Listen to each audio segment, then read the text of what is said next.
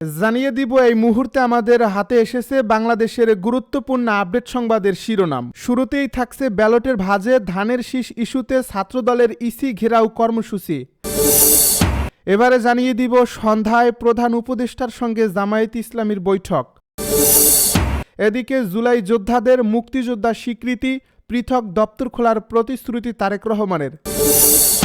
আরও জানাবো গণ অভ্যুত্থানে যাদের ভূমিকা নাই তারাই নানা আকাঙ্ক্ষার কথা বলে। সবশেষে জানিয়ে দিব পুলিশ কোনো রাজনৈতিক দলের রক্ষক নয়, জানালো স্বরাষ্ট্র উপদেষ্টা। এতক্ষণ শুনছিলেন হাতে থাকা আপডেট সংবাদের শিরোনাম, এবারে বিস্তারিত। তবে তার আগে অনুরোধ রইল ভিডিওটিতে একটি লাইক এবং কমেন্ট করে জানিয়ে দিন ভিডিও সম্পর্কে আপনার মূল্যবান মতামত। আরও জানিয়ে দিন ভিডিওটি কোথা থেকে দেখছেন বা কোন জেলা থেকে দেখছেন। ব্যালটের ভাঁজে ধানের শীষ ইস্যুতে ছাত্রদলের ইসি ঘেরাও। নির্বাচনের ব্যালটের ভাঁজে ধানের শীষসহ 3টি বিষয়ের প্রতিবাদে নির্বাচন কমিশনের বাইরে অবস্থান নিয়েছে ছাত্রদল।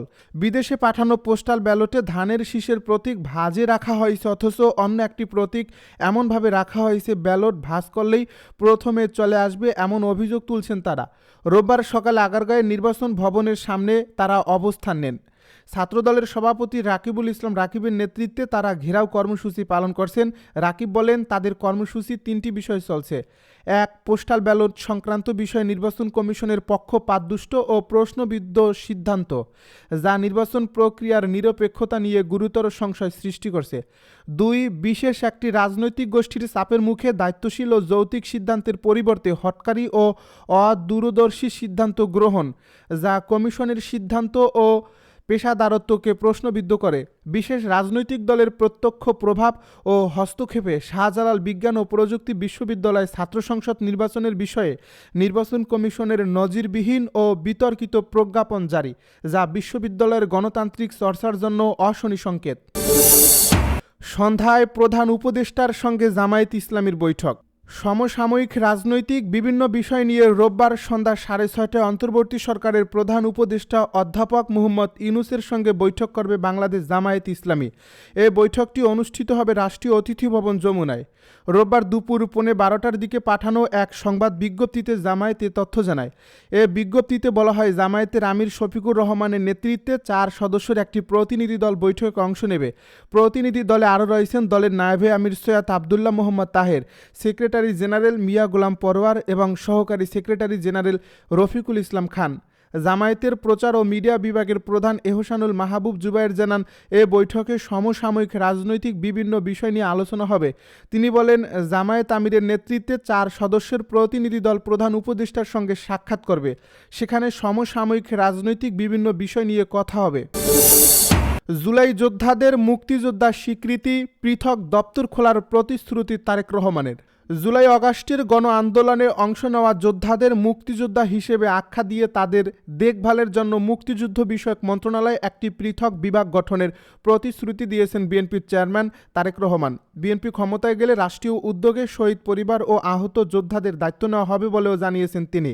রোববার রাজধানীর খামারবাড়ির কৃষিবিদ ইনস্টিটিউটে জুলাইয়ের গণ অভ্যুত্থানে শহীদদের পরিবার ও গুরুতর আহতদের সঙ্গে মত বিনিময় সভায় এসব কথা বলেন তারেক রহমান।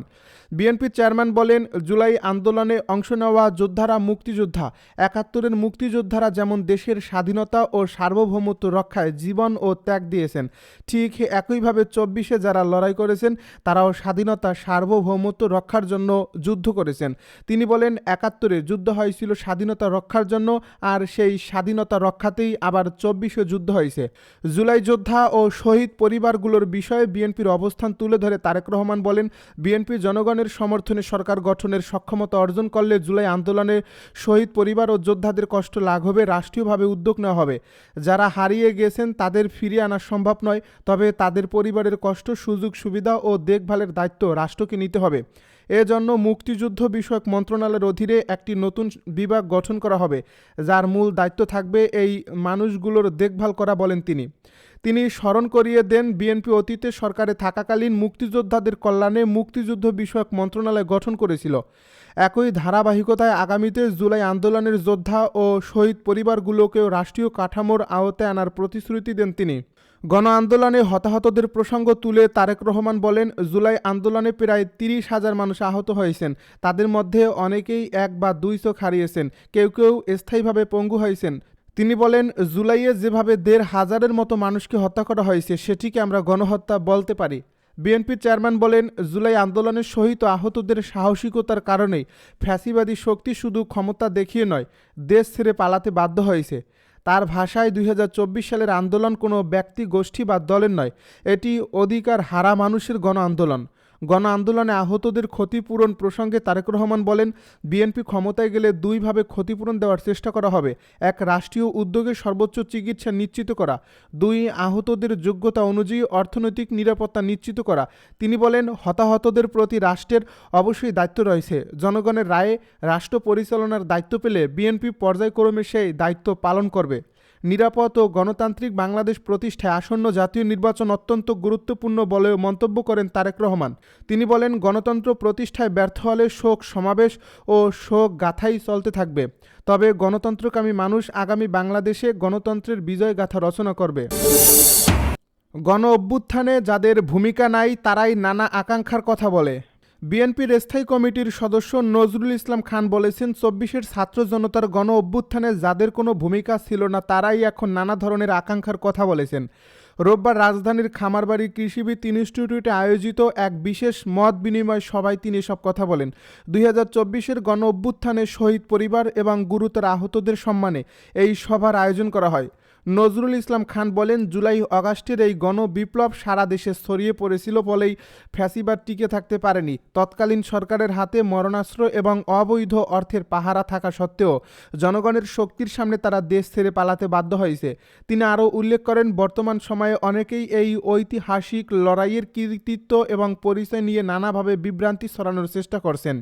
ভবিষ্যৎ পরিকল্পনার কথা তুলে ধরে বিএনপির জ্যেষ্ঠ এই নেতা বলেন, দেশে গণতন্ত্র পুনরুদ্ধার, অর্থনৈতিক মুক্তি নিশ্চিত করা এবং একটি মানবিক বাংলাদেশ গড়ার সংগ্রামে সবার ঐক্যবদ্ধ সহযোগিতা প্রয়োজন। পুলিশ কোনো রাজনৈতিক দলের রক্ষক নয়, জানালো স্বরাষ্ট্র উপদেষ্টা। স্বরাষ্ট্র উপদেষ্টা ব্রিগেডিয়ার জেনারেল অবসরপ্রাপ্ত জাহাঙ্গীর আলম চৌধুরী বলেছেন, পুলিশ কোনো রাজনৈতিক দলের রক্ষক নয়, তারা জনগণের করের টাকায় পরিচালিত রাষ্ট্রের কর্মচারী। পুলিশ বাহিনীর মূল দায়িত্ব হল জনগণের সেবা করা এবং আইনের শাসন নিশ্চিত করা। রোববার সকালে রাজশাহীর সরদায় বাংলাদেশ পুলিশ একাডেমিতে সহকারী পুলিশ সুপারদের প্রশিক্ষণ সমাপনী কুচকাওয়াজ অনুষ্ঠানে প্রধান অতিথির বক্তব্যে তিনি এসব কথা বলেন। নির্বাচনকালীন দায়িত্ব প্রসঙ্গে স্বরাষ্ট্র উপদেষ্টা বলেন, মানবিক মর্যাদা ও আইনের শাসন রক্ষা অনেকটাই মাঠ পর্যায়ের পুলিশের আচরণের উপর নির্ভর করে। জনগণের আস্থা অর্জন ছাড়া কেবল শক্তি প্রয়োগ করে শান্তি প্রতিষ্ঠা সম্ভব নয়। আসন্ন জাতীয় সংসদ নির্বাচন অবাধ, সুষ্ঠু ও নিরপেক্ষভাবে সম্পন্ন করতে পুলিশ বাহিনী সম্পূর্ণ প্রস্তুত রয়েছে। তিনি বলেন, নির্বাচনকালীন নিরাপত্তা নিশ্চিত করতে প্রায় ১ লাখ পুলিশ সদস্যকে বিশেষ প্রশিক্ষণ দেওয়া হয়েছে। নির্বাচনী দায়িত্ব পালনের সময় পুলিশকে শতভাগ নিরপেক্ষ থাকতে হবে এবং কোনো অনৈতিক সুবিধা বা আপ্যায়ন গ্রহণ করা যাবে না। ভোট কেন্দ্রে কোনো বিশৃঙ্খলা সৃষ্টি হলে রিটার্নিং অফিসারের পরামর্শ অনুযায়ী তা কঠোরভাবে দমন করতে হবে। আইন প্রয়োগ প্রসঙ্গে স্বরাষ্ট্র উপদেষ্টা আরও বলেন, পুলিশের সঙ্গে কেবল কঠোরতায় নয়, প্রকৃত শক্তি হল ন্যায় বিচার নিশ্চিত করা। তদন্ত, গ্রেপ্তার ও সিদ্ধান্ত গ্রহণে পুলিশকে অবশ্যই নিরপেক্ষ ও বিচক্ষণ হতে হবে। কোনো রাজনৈতিক পরিচয় বা ব্যক্তিগত চাপের কাছে নতি স্বীকার করা যাবে না। জনগণ এমন একটি পুলিশ বাহিনী চায় যারা ভয় নয়, বরং নিরাপত্তা ও আস্থার অনুভূতি সৃষ্টি করবে। দুর্নীতিকে রাষ্ট্রের সবচেয়ে বড় শত্রু উল্লেখ করে তিনি বলেন, দুর্নীতি প্রতিষ্ঠানকে ভেতর থেকে ধ্বংস করে এবং জনগণের বিশ্বাস নষ্ট করে। কোনো পুলিশ সদস্য যদি ব্যক্তিগত স্বার্থ বা রাজনৈতিক সুবিধার জন্য দায়িত্বচ্যুত হয় তবে সে রাষ্ট্রের ভিত্তিকেই দুর্বল করে দেয়। অন্যায় আদেশ বা পক্ষপাতমূলক কর্মকাণ্ডে অংশ নেওয়া যাবে না। সাহসের ব্যাখ্যা দিয়ে স্বরাষ্ট্র উপদেষ্টা বলেন, সাহস মানে শুধু বিপদের মুখে দাঁড়িয়ে থাকা নয়, অন্যায় আদেশে না বলা এবং জুলুমের বিরুদ্ধে মজলুমের পক্ষে দাঁড়ানোই প্রকৃত সাহস। সততা ও নৈতিকতাই নবীন পুলিশ কর্মকর্তাদের সবচেয়ে বড় পরিচয় হওয়া উচিত। তিনি বলেন, পেশাগত জীবনে নানা চাপ ও সমালোচনা আসতে পারে, তবে সততা ও দেশপ্রেম থাকলে কোনো কিছুই দায়িত্ব পালনে বাধা হতে পারে না। আপনারা শুধু আজকের পুলিশ নন, আপনারাই ভবিষ্যৎ বাংলাদেশের পুলিশ। তাই জনগণের আত্মত্যাগ ও ভবিষ্যৎ প্রজন্মের প্রত্যাশাকে ধারণ করে দুর্নীতি ও পক্ষপাত মুক্ত একটি মানবিক, সাহসী ও গৌরবময় পুলিশ বাহিনী গড়ে তুলতে হবে।